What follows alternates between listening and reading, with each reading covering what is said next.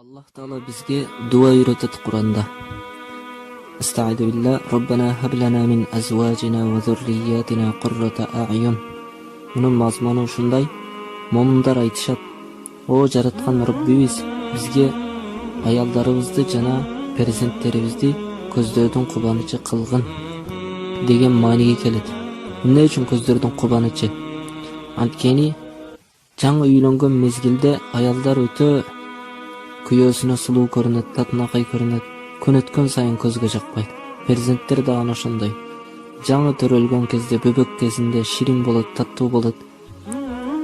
Жакшы көрөсүң, чоңойгон сайын көзгө жакпайт. Эгерде ушулар динсиз болсо, ошондо көзгө жакпайт. Эгерде диндүү кылып тарбияласак, албетте алар көздөрдүн кубанычы болот. Ошондуктан Алла бизге дуа үйрөттү. Аллага дуа кылуу менен биргеликте аларга жакшы тарбия берет.